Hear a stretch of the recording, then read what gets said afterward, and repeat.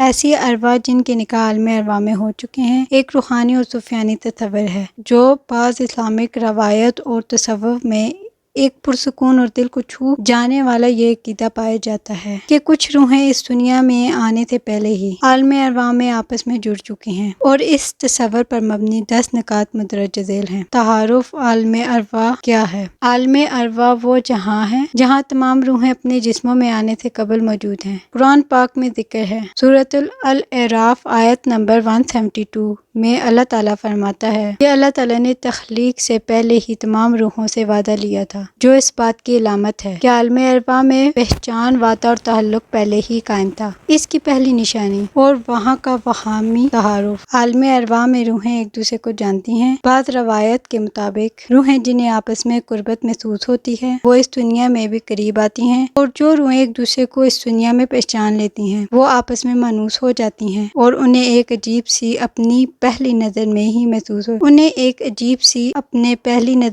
محسوس ہو جاتی ہے۔ دوسری نشانی روحانی نکاح کی حقیقت۔ کچھ روحیں ایک دوسرے کے لیے منتخب کیے جاتے ہیں اور ان کے درمیان ایک روحانی عہد ہو جاتا ہے، جیسے ایک خفیہ نکاح یا پیمان۔ یہ نکاح دنیا میں ظاہری شادی کے عمل سے زیادہ اور مقدس ہوتا ہے۔ تیسری نشانی روحانی ہم آہنگی۔ جب یہ آرواح دنیا میں آتی ہیں تو ایک دوسرے کو فوراً پہچان لیتی ہیں، پھر چاہے ان کی پہلی ملاقات ہو، ان کے دل بے اختیار جڑتے ہیں۔ چوتھی نشانی دنیاوی رکاوٹیں اور امتحانات۔ بعض اوقات یہ روحیں دنیا میں ایک دوسرے سے جدا بھی ہو جاتی ہیں۔ حالات، خاندان، معاشرے کی رکاوٹیں یا تقدیر کا امتحان انہیں ایک دوسرے سے دور کر دیتا ہے، مگر ان کے دل میں ایک ہی گہری قصد باقی رہتی ہے، جیسے کوئی ادھورا وعدہ ہو۔ امام رضا فرماتے ہیں، عشق میں جدائی بھی رحمت ہے، کیونکہ وہ اللہ کی طرف اور بڑھنے کا وسیلہ بن جاتی ہے۔